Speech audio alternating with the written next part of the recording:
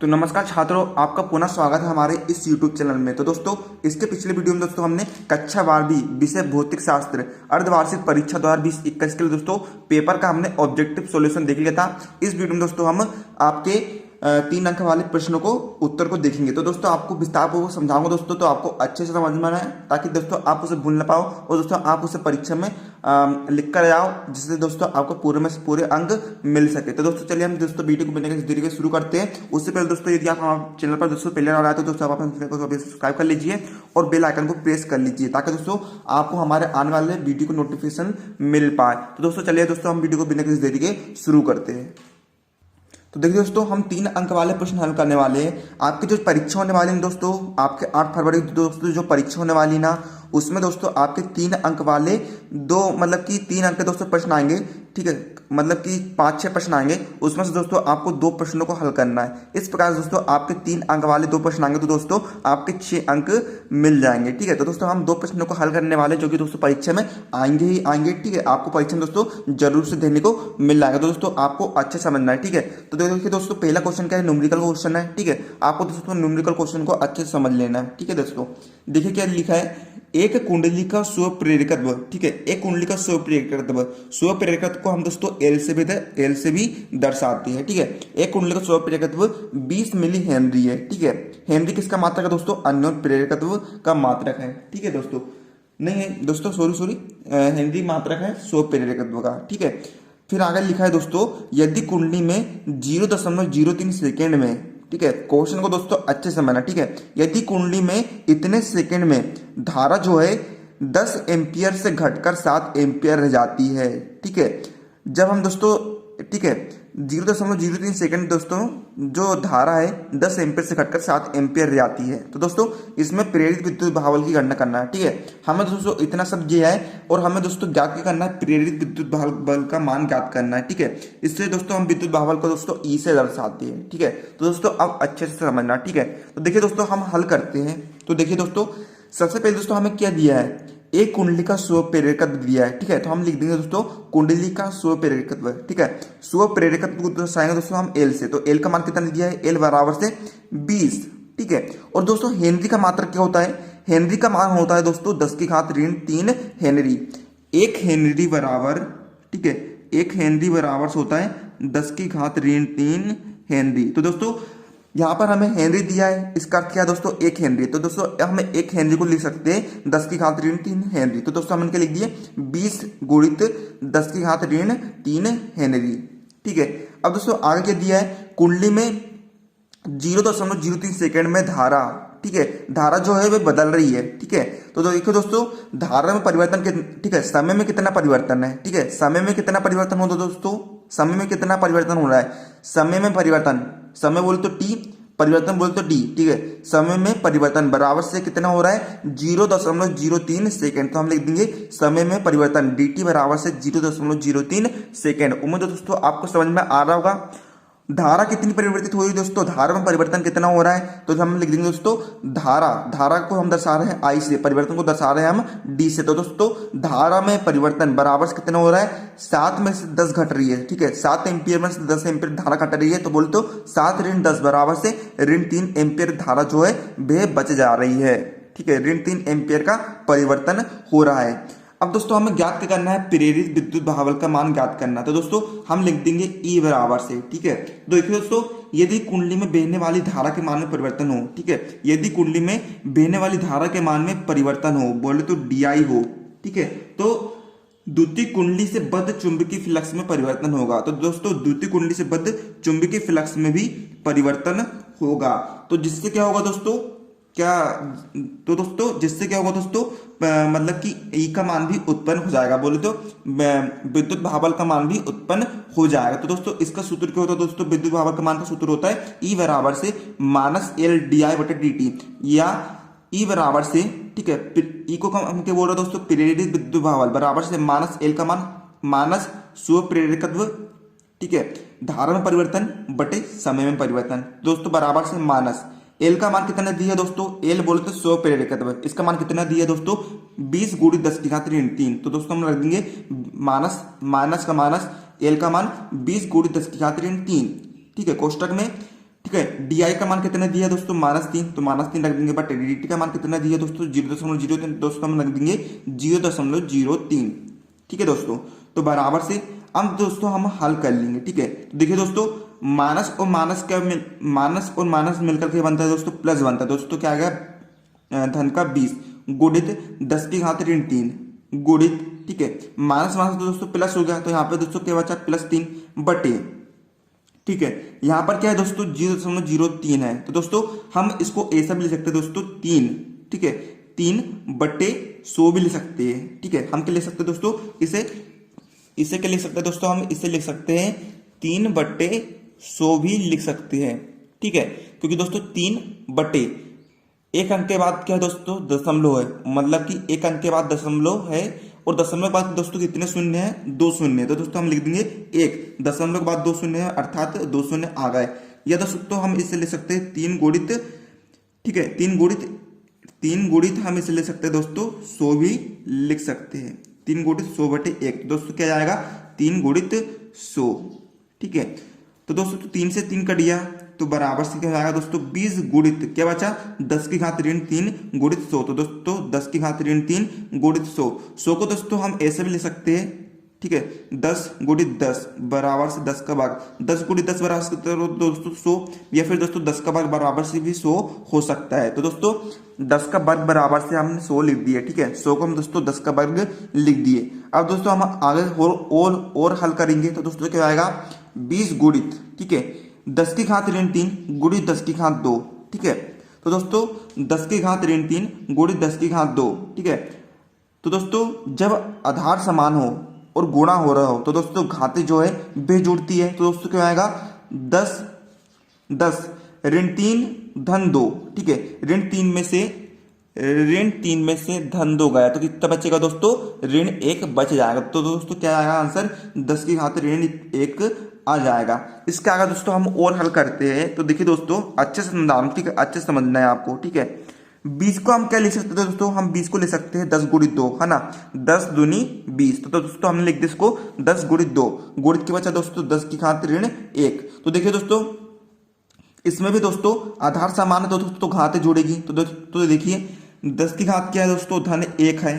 ठीक है, और ठीक है, और 10 की घात कितनी है दोस्तों, इसमें ऋण 1 है, तो दोस्तों ऋण 1 से धन 1 कट गया, तो दोस्तों इसका टोटल मान कितना आ गया दोस्तों, इसकी वैल्यू कितनी हो गई दोस्तों 0 हो गई। ठीक है दोस्तों, तो दोस्तों देखिए ई का मान कितना आ गया दोस्तों, फाइनली ई का मान आ गया 2 वोल्ट। ठीक है, विद्युत भार को दोस्तों हम वोल्ट से दर्शाते हैं, विद्युत भार का मात्रा को दोस्तों वोल्ट में आता है। ठीक है, तो दोस्तों इसका ई का मान कितना आ गया दोस्तों, ई का मान आ गया हमारे पास 2 वोल्ट, तो दोस्तों यही इसका आंसर होगा। तो दोस्तों इस प्रकार से आपको हल करना था, तो दोस्तों आप स्क्रीनशॉट ले लीजिए, इसका स्क्रीनशॉट ले लीजिए पहले, और फिर इसका स्क्रीनशॉट ले लीजिए। दोस्तों उम्मीद है दोस्तों आपको समझ में आ रहा होगा। चलिए अब हम बढ़ते हैं दोस्तों अगले नेक्स्ट क्वेश्चन की तरफ।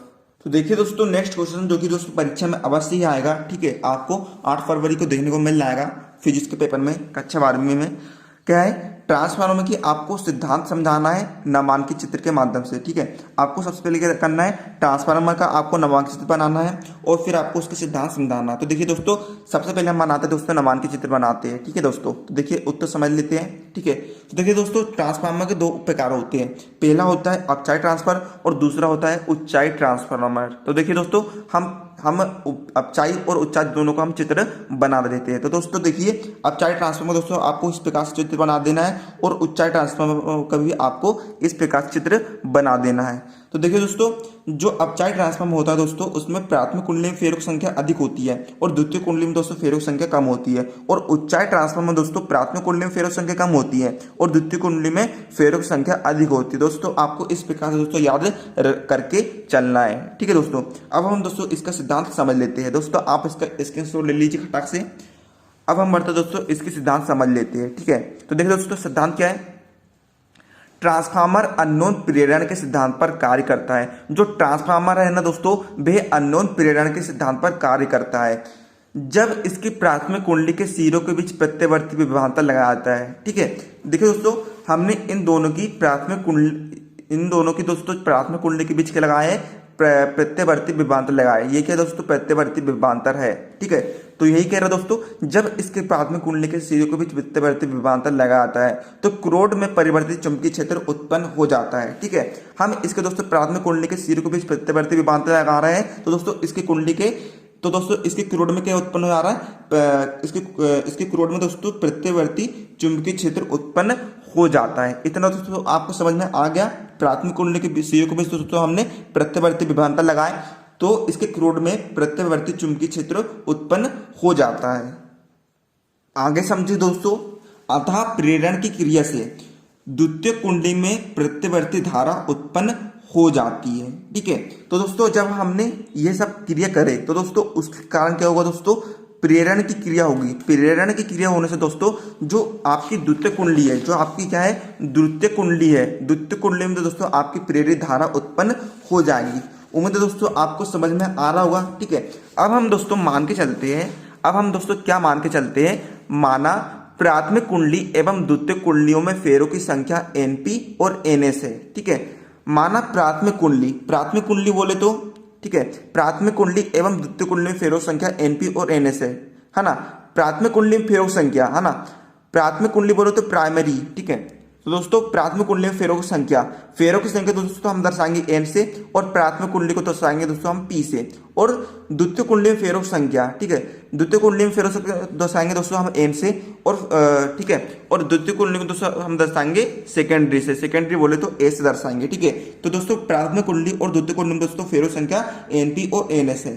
अब दोस्तों आगे, यदि किसी क्षण प्राथमिक कुंडली से बद्ध चुंबकीय फ्लक्स फाई हो, यदि दोस्तों हम मान के चले किसी क्षण प्राथमिक कुंडली से बद्ध चुंबकीय फ्लक्स फाई हो, तो दोस्तों हम फिर निकालेंगे प्रेरित विद्युत भागबल का मान।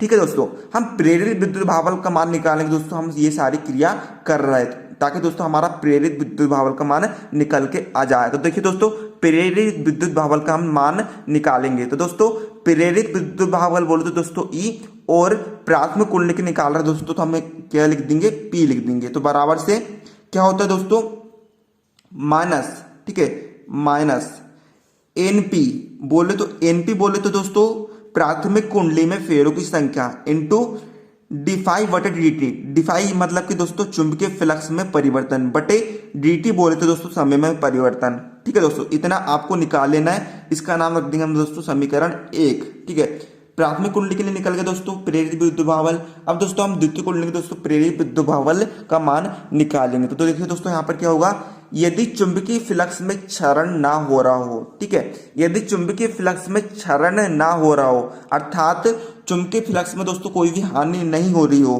तो द्वितीय कुंडली से बद्ध चुंबकीय फ्लक्स फाई होगा। ठीक है, यदि चुंबकीय फ्लक्स में परिवर्तन ना हो रहा हो तो द्वितीय कुंडली से बद्ध चुंबकीय फ्लक्स कितना होगा दोस्तों, फाई होगा। अतः द्वितीय कुंडली में प्रेरित विद्युत भागबल हमने दोस्तों इसमें दोस्तों प्रेरित प्राथमिक कुंडली के लिए विद्युत भागबल का मान निकाले। अब हम दोस्तों इसमें द्वितीय कुंडली के लिए प्रेरित विद्युत भागबल का मान निकालेंगे। तो दोस्तों क्या हो जाएगा, ES बोले तो द्वितीय कुंडली के लिए प्रेरित विद्युत भागबल का मान बराबर से माइनस NS बोले तो द्वितीय कुंडली में फेरों की संख्या इंटू d∅/dt बोले तो चुंबकीय फ्लक्स में परिवर्तन बटे समय में परिवर्तन। दोस्तों इसको हम दे देंगे समीकरण 2। अब आपको दोस्तों करना क्या है, समीकरण 2 में समीकरण 1 का भाग दे देना है। ठीक है, देखिए दोस्तों समीकरण 2 क्या है दोस्तों, समीकरण 2 में दोस्तों हमें ES दिया है, ES बटे समीकरण 1 से EP बराबर से समीकरण 2 से माइनस NS इंटू d∅/dt बटे इसका भाग देंगे हम माइनस NP बटे इंटू d∅/dt।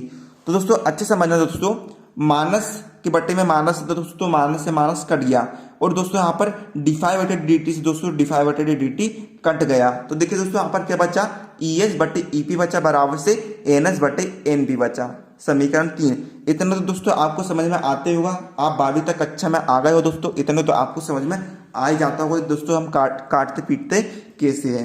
अब देखिए दोस्तों आगे समझिए, यदि प्राथमिक कुंडली का प्रतिरोध नगण्य हो, ठीक है, यदि प्राथमिक कुंडली का जो प्रतिरोध है वह शून्य हो, तो उसमें प्रेरित विद्युत भागबल ES, तो उसमें प्रेरित विद्युत भागबल ES उसके सिरों के बीच ES के बराबर होगा। तो दोस्तों समीकरण 3 से क्या आएगा, समीकरण 3 से क्या आएगा दोस्तों, ES बटे EP बराबर से NS बटे एनपी, है ना।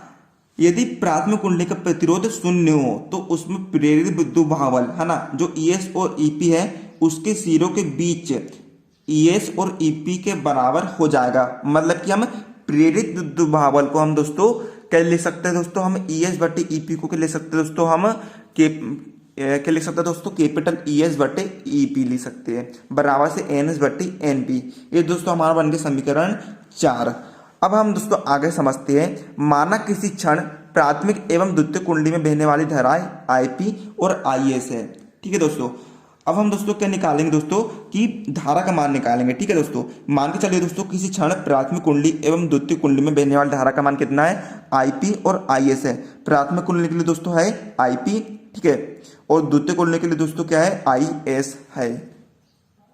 तो दोस्तों आदर्श स्थिति में क्या होगा दोस्तों, प्राथमिक कुंडली में शक्ति बराबर से हो जाएगी द्वितीय कुंडली में शक्ति। तो देखिए दोस्तों शक्ति बराबर से क्या होता है दोस्तों, शक्ति बराबर से होता है प्रेरित विद्युत भागबल। ठीक है, प्रेरित विद्युत भागबल क्या है दोस्तों, इसमें है ईपी है, गुणित धारा क्या है दोस्तों, इसमें आईपी है। प्राथमिक कुंडली के लिए निकाल रहे हैं, है ना, प्राथमिक कुंडली के लिए शक्ति निकाला दोस्तों, तो क्या होता है, शक्ति बराबर से क्या होता है दोस्तों, विभवांतर गुणित धारा। तो दोस्तों प्राथमिक कुंडली के लिए विभवांतर गुणित प्राथमिक कुंडली के लिए धारा बराबर से द्वितीय कुंडली में शक्ति। तो दोस्तों द्वितीय कुंडली में शक्ति क्या होगी, विभवांतर गुणित धारा। तो दोस्तों द्वितीय कुंडली के लिए विभवांतर गुणित द्वितीय कुंडली के लिए धारा।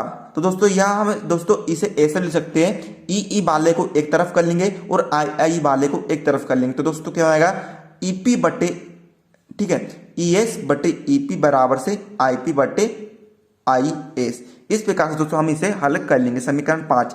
अब दोस्तों आगे समझ लेते हैं, समीकरण 4 व 5 से स्पष्ट है। ठीक है, समीकरण 4 और 5 से स्पष्ट है कि यदि ईएस का मान छोटा हो ईपी से, ठीक है, यदि ईएस का मान छोटा हो ईपी से तो एनएस, है ना, ये ठीक है, ये देखिए दोस्तों यहाँ पर समझिए, यदि यहाँ पर समझिए दोस्तों, यहाँ पर समझिए, यदि ईएस का मान छोटा हो ईपी से तो दोस्तों एनएस का मान छोटा हुआ एनपी से, है ना, यही दोस्तों यहाँ पर बताना चाह रहा है। ठीक है, यदि ईएस का मान छोटा हो ईपी से तो दोस्तों एनएस का मान भी छोटा हुआ एनपी से, तथा क्या हो जाएगा दोस्तों, आईपी का मान छोटा हो जाएगा, आईपी का मान छोटा हो जाएगा आईएस से। ये किसका चिन्ह है दोस्तों, छोटा का चिन्ह है। अतः अपचायी ट्रांसफार्मर, ठीक है, अपचायी ट्रांसफार्मर, ठीक है, क्या हो रहा है दोस्तों, अपचायी ट्रांसफार्मर दोस्तों क्या हो रहा है, एनएस छोटा है एनपी से।